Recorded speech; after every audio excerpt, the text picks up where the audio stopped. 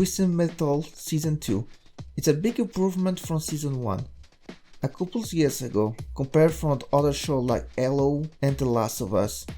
Especially Season 2. This season gave me hype for the third season. You see, Drugman? That's how you make an adaptation without annihilating your fanbase and the people who enjoyed the first season of Last of Us. But hey, I hope they don't mess up when Season 3 gets released. I know I am late to make a review for this since it got released for weeks by now. Well, I had to delay 1 week after the final episode released since I was watching with some friends. By the time you watch it, it's already got out for a few months now.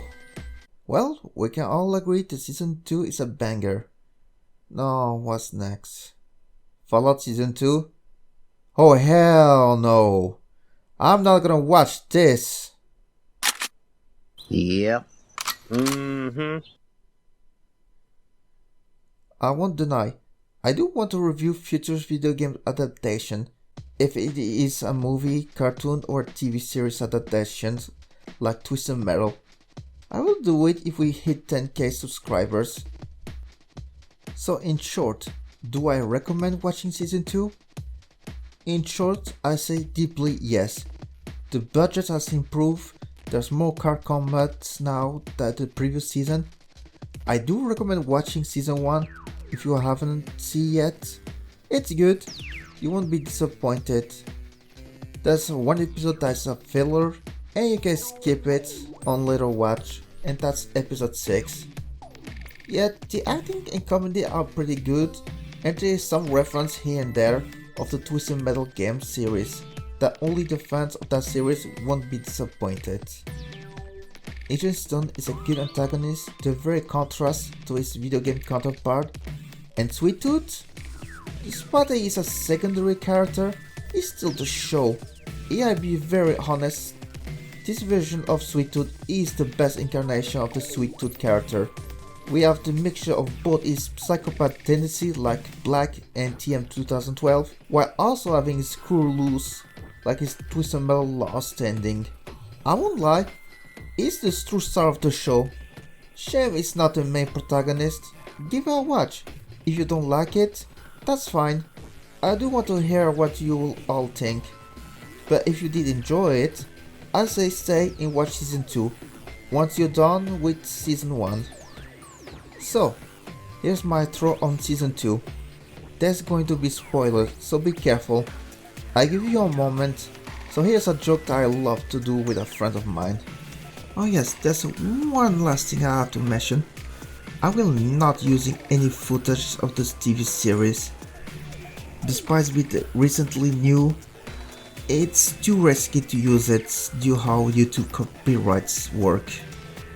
So instead, I will be using more footage of Twisted Metal games.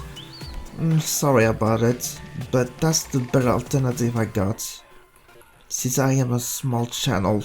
But I do hear some people have the same trouble, so better safe than sorry.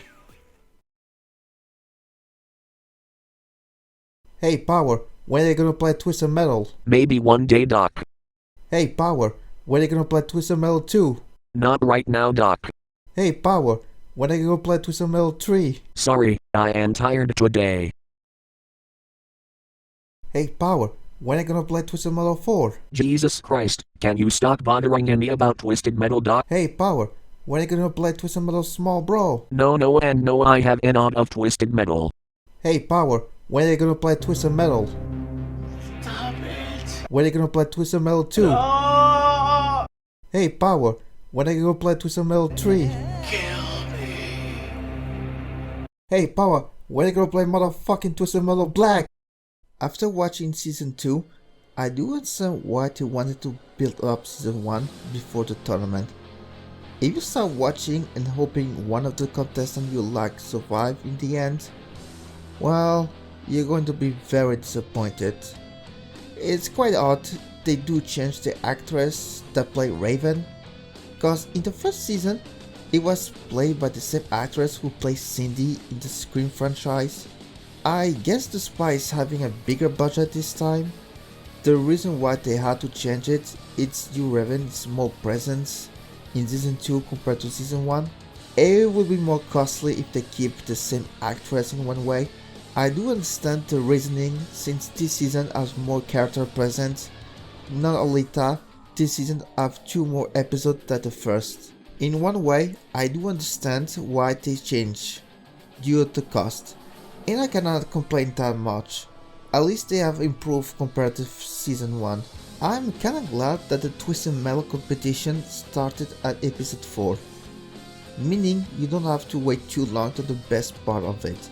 And the new characters that are introducing are pretty good too. If there was another character that can steal Sweet Tooth spotlight, it's the man, the myth, the legendary himself, Calypso! To my surprise, the actor is actually a bald person in real life. If you see some of the interview, which means maybe in season 3 they could make him look like the Twisted Metal Black Calypso. If not, that's fine. When toward the end of episode 1, we finally hear his laugh, before we finally see his face. It's amazing that his first line is actually taken from Twisted Metal 1. Oh man, the competition is announced and things could not get better. His acting is so good. He sold the Calypso character. And I won't deny, this incarnation of Calypso is on par to the original Calypso from the PS1 era. I won't lie, this Calypso have an interesting backstory, since he's from the lost colony of Roanoke. Thanks to my friend Biz, it was a real event that happened during the early years of America colonial era. I love when using real events could mean in this version Calypso is somehow responsible what happened to them. In the future, he tried to pitch Twisted Metal to ABC, but never got the support of it. This could be mean he was responsible to the entire world having no electronic and caused the apocalypse to start it. Yet, it is not proven, but it's the only person who could do it. Also, he met John before the events of season 1, as he was the man who made Calypso its real graffiti, when we see during the season 1. Yet, for some reason, neither the two talk about their encounter, which is kinda odd. Crystal, aka Dollface, John's sister. We saw her in the end of season 1, for a brief moment. She is the leader of the dolls. Before you say it's woke, it's feminist empowerment. The Dolls gang is already existed back to Twisted Metal 2012, even before the whole SGW or woke was a thing. So yes, it's another thing, it's already existed for the series, and as her 2012 counterpart, she's also the leader too. So, do some research and play the game before saying some crap stuff. Now, where was I? Oh yeah, Crystal. She gave a big sister vibe when John and her finally reunited after many years. We now know that John's true name is Lionel. Despite John is afraid to remember who it was and no longer be the man he was for quiet. It was hard for both, but they ended up reconnect and hang out. She even drove to the drive-in theater they used to go during summer, hoping that bring back some memory to John. I love the dynamic of brother and sister, but when she's going to participate, I already knew she will die. Well, I was expecting to die much later. I was wrong. She made a sacrifice that during the episode 5, during the qualification. It's a shame. I don't think we will ever know what happens to their parents, or how John ended up in amnesia. Her death was sorely a gut-punching when she died.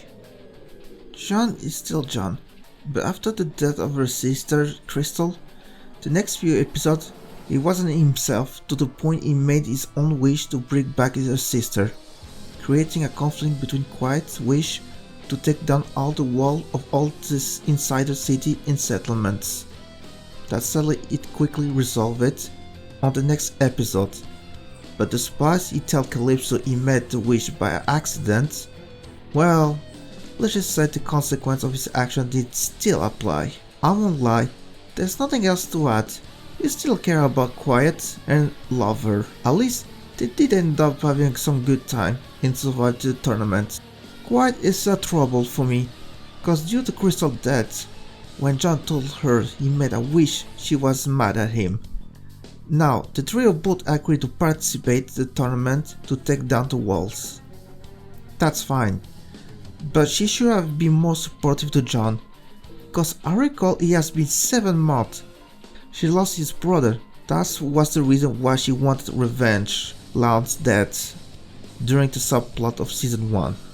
It's annoying me a lot, cause he could have been better handling it. I'm not a writer, but in my versions, when they patch out, Quiet will say sorry to John for being too harsh on him.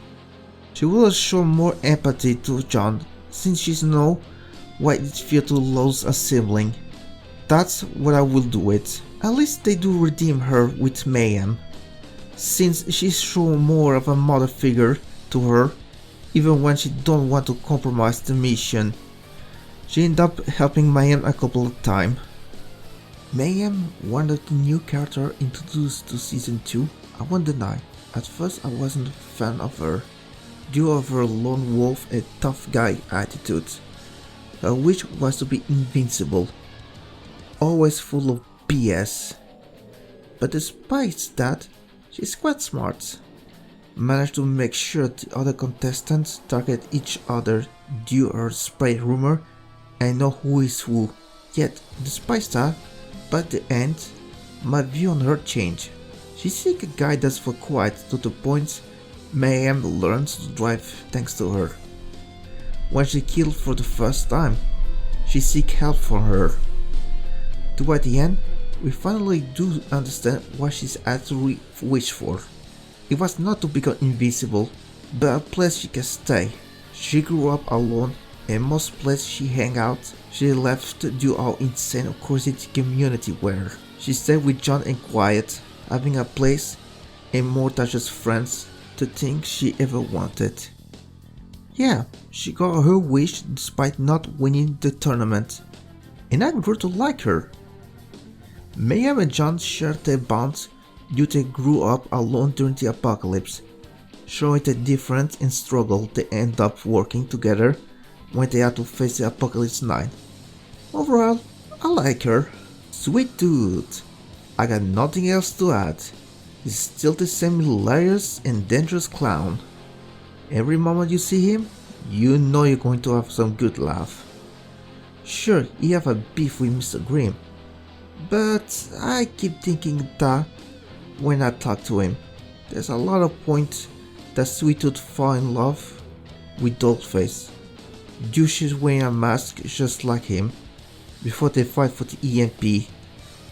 Meanwhile, Stu is next. To my surprise, Stu is one of the few characters that actually have some character growth during this season. The first time we see him, despite he has spent 7 months with Sweet Tooth after the events of season 1, sure he can stab a guy to death, yet he have his moments, especially in episode 3, while he got kidnapped by Diesel City security for, let's just say a very kinky roleplay sex.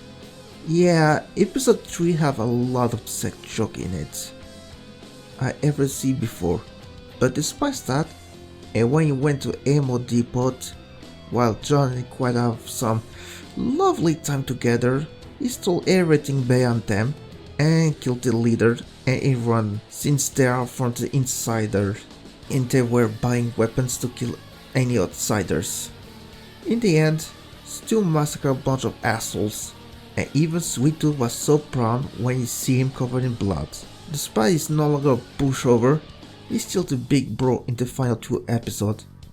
He's back with Mike, competing with Hammerhead. Yeah, I'm quite disappointed that instead of the monster truck, it's a school driving car, which makes sense with the bro attitudes and the low budget. Oh yeah, Mike is alive, to me and my friend's surprise, since if you see the after credit of season 1 final episodes, we all thought he died, but no, He actually survived. Billy got rescued by a cannibal's group, but thankfully he managed to talk out with Dave, and he's the new bro. The reunion quite good, until it was shattered by Sweet Tooth, creating a conflict early on with Stu and Mike. Yet, his mad as hell due Stu was with Sweet Tooth all this time. Mike, buddy, do you know how many people survived the clown killing spree in the entire franchise?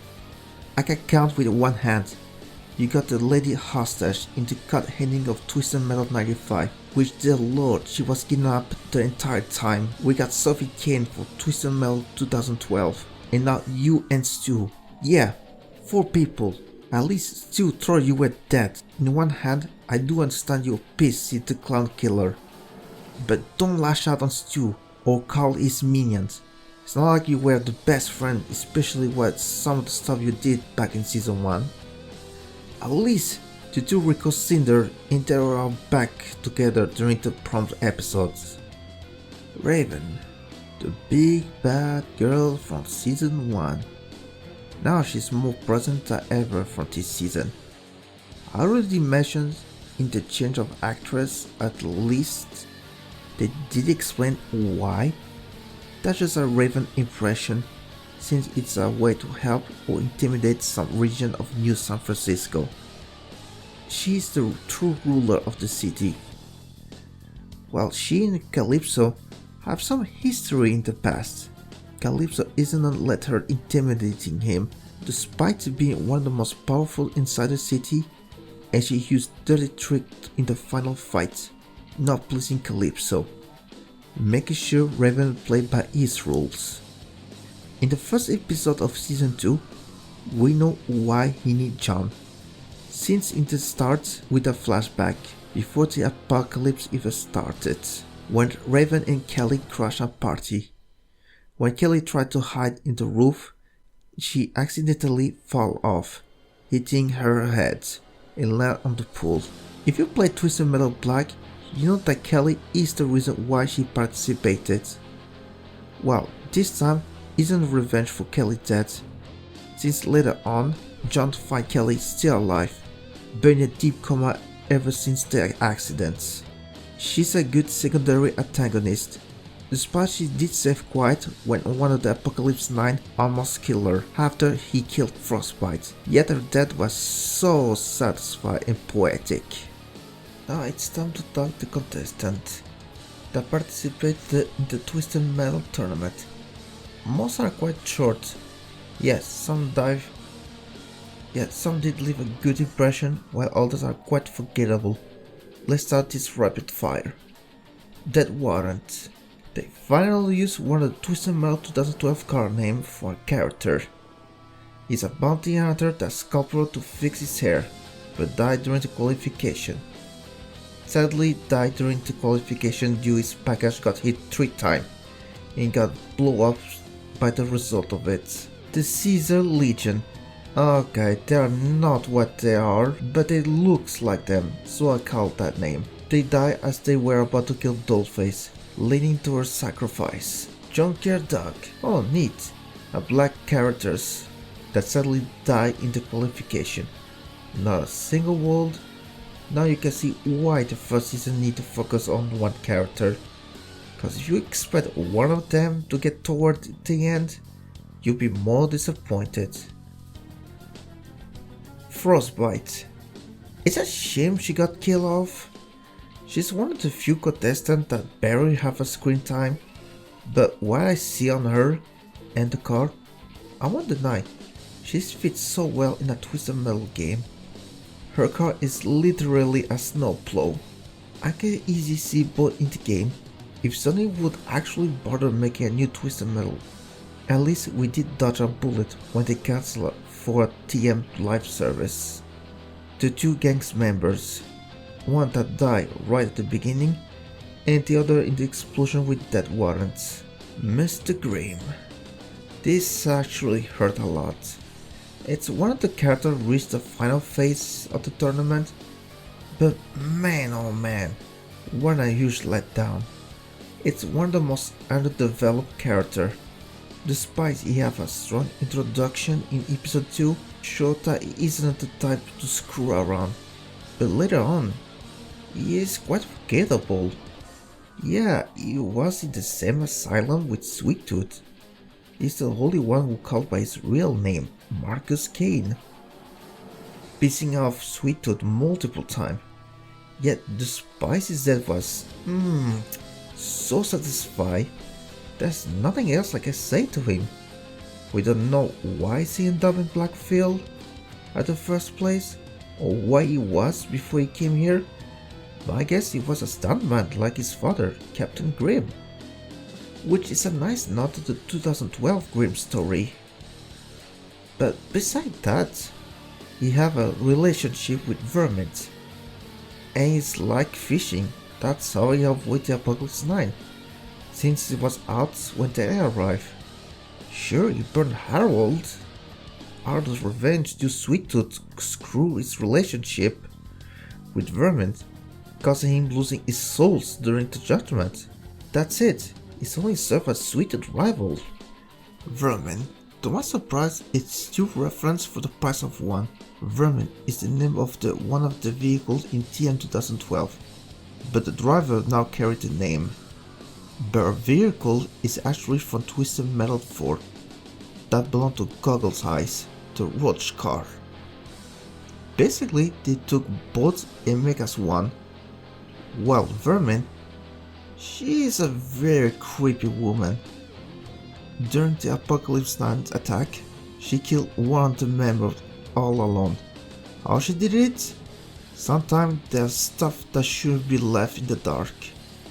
She and Axel were the only people who can kill without the help of others. And temporary love interest of Mr. Grimm, which I never thought that would ever happen. Axel, now, is the complete opposite of Mr. Grimm. He's got a backstory, we understand, and I feel sad about the outcome for him. He showed up at the same episode as Mr. Grimm. His introduction was quite badass. When John and Dollface ended up at his home at the drive-in theater, realized they are a trap. They find out the crazy scientist responsible to make human wheels on Axel, as they accidentally kill him, but Axel was thankful for getting rid of him. When we see him again in episode 4, before the contest begins, there was a hint of love interest between Dollface and Axel. Sadly, this side plot wouldn't go anyway, since she died, but I was right on my money, cause I did predict Axel would make a sacrifice to save the group. But who? Well, this is the best part, his story. If you know Axel in TM2 and TM Black, he have a lot of trauma.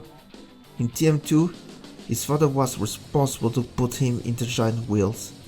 In Black, he lost his wife due of Sweet Tooth. So, how they did make him on this version? Well, different, but it still have the tragic character. To my surprise, this version of Axel, his wife ditched him for his dad. Yeah, that's something I wasn't expected, to be honest. During the Apocalypse 9 attack, when he hid with Stu, Dave and Mike, instead of planning an attack or fight back, Dave had the bright idea to have a group talk. During the group chat, we realized during the early years of the apocalypse, Axel was a baker that is on front for his hitman service. One of the customers requests a cake for this address. Despite he killed everyone except one, a baby. Due to not killing a child, he had to run away in taking care of her. It was the best time in his life, until one of the raiders group caught them and stole the child. That child was Mayhem. During the prom, he recognized her due of the baby blanket she used for her hair, and when he asked where did she get, Mayhem told him that she always had that since a child. During the next phase of the tournament, Axel ended up sacrificing himself to protect John and Quiet as he rescued her from Raven. I gotta say, they really did Axel justice, but not good enough to beat his TM2 counterpart. Next is Dave. Fun fact, one of my friends that we watch hated this character. When he died, my friend shared to his death. Dave is one of the cannibals that Mike managed to talk to not hit him, and since then, they are together. Despite his friendly and chill attitude, after Axel killed all the remaining Apocalypse 9, Dave got taste in blood, and we see him relapse to his cannibalistic way. Despite he managed to help Stu to be back together with Mike, he was willing to hit Stu, and I won't deny, his death was well deserved. Jackie Floop, the driver of Spectre, and before you start commenting say, actually it's Quattro, its license plate is a reference to Quattro car to TM4. In my counter-argument, the driver is the same name as the Twisted Metal head-on. The Spectre car always carried the whites with blue stripe, exactly like TM2 and TM head-on. Heck, even the fan game TM5 have it. Also, TM3 Spectre is reversed the color. Yeah, I'm not done yet, cause Quattro was part of the car that Mayhem took out after the crash. How did she? I really don't know. Since Quattro can be taken out, does it mean she should still call the car Quattro? Why if he back in the next season? Are we going to call the car Quattro too? It's just an assistant AI, not the car, so I call Spectre. End of the discussion. If you have a problem, you can whine in the comments. So, Chucky is quite the asshole driver. Despite he have a heavy reputation to be a good driver, in reality he's a fraud, due how he used Quattro to get all the fame. Once Mayhem killed him and took his car, we realized he was the real talent driver. I know normally Spectre is always supposed to be a classic muscle car, with the exception in 3 that was literally a Dodge Viper. In one hand, I do understand, it's not like you can get a good classic muscle car and blow it up in pieces.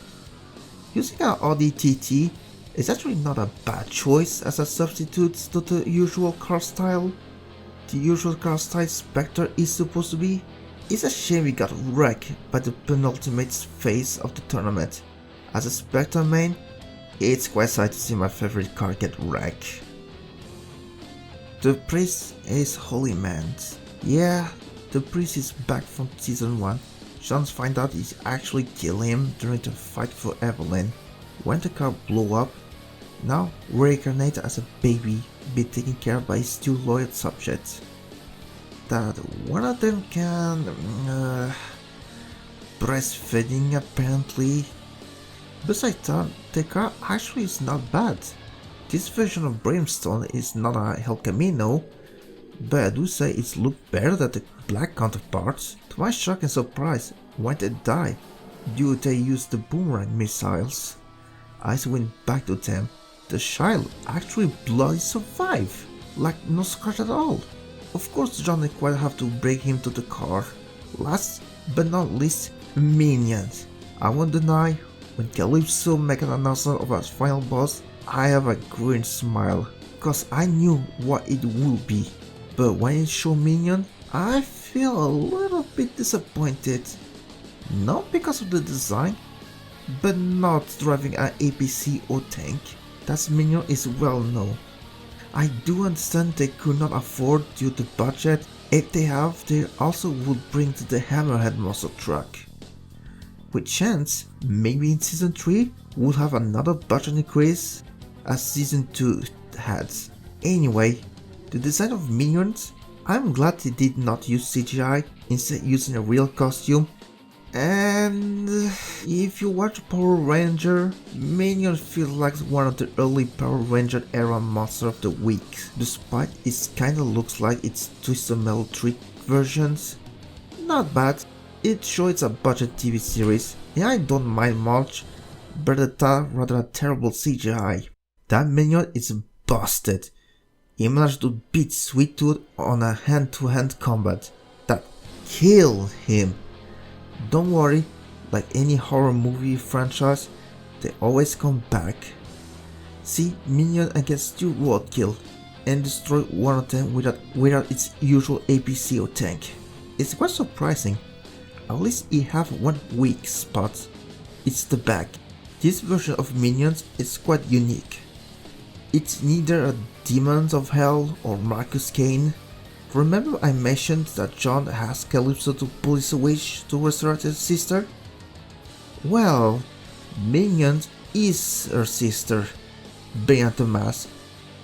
And it's one of the moments that actually caught me by surprise. And what happened in the final episode? There was a chance that maybe John could save her or she make the sacrifice. That's my bet on it. There's one thing I noticed. Everyone got their wish one way or another. You see, after they grant their wish, they all talk what they want. Only Mr. Grimm, Axel and Mike, we will never know what they did wish for. For example, despite they've never want to make the wish, one in his life was hook with my bro. And that's how he did die, by a jacket hook when Sue dodged at the last moment. The sweet irony. So yes, everyone got what they want when they least expected. Chucky wanted to fly, he fell off and died. That is quite the reference of Hammerhead in TM2. Even the people who did not die, despite John quite a Mayhem escape, they end up having their wish granted, sadly causing a major issue. Now the entire insiders are now declaring war with the outsiders. One way or the other, Calypso screwed with everyone, with the exception of Mayhem. You're wondering who won the tournament? Well, to my shock, it's Stu. It's quite ironic, since when John killed Mike, making the Hammerheads crash, he passed out during all the fights. If you play Twisted Metal, you know there is a twist in the winner wish. And with the iconic phrase, I am Calypso, and I thank you for playing Twisted Metal. Sure, he say thank you for playing Twisted Metal, cause in the game Calypso was talking to us, the player, while in the show it would be weird if he said the other part of the line. But hey, at least it's enough to make a fanboy scream. Yes, I did. So, what was to wish? Be with Mike in a safe place. And he ended up in space with his dead friend. His reaction is what I was expecting to happen. I don't have a lot to complain because they improved the car combat. Calypso and Sweet Tooth are so good. Yeah, sure, I may have some questioning about the writing, especially on Quiet, especially when she got mad at John. But overall, it's a good season. One of my friends Beast did critique the final episode. It feels like a season 3 episode 1, rather than be a season 2 final. In a way, I can see why, since the time passed when they found John's summer house, after they escaped the tournament. And who saved them when minion attack? Stu. Yeah, Stu did manage to come back on Earth. I gotta say, I never expected him to crash a space station and survive. That's insane. And now I think about it, I do believe in some way he's right. Instead, maybe let's Stu get the wish and let the fate of John quiet the mayhem unknown, and use it to expand it in other contestants like Mr. Grimm. That's my opinion. Overall, the show improved on its first season, and with that, I will say Twisted Metal is now my favorite video game adaptation. Much better than Halo Like a Dragon or The Last of Us. Despite the limited budget, it's true that it say limitations do push for a better show. This is Doc Voltaire signing off and have a good time.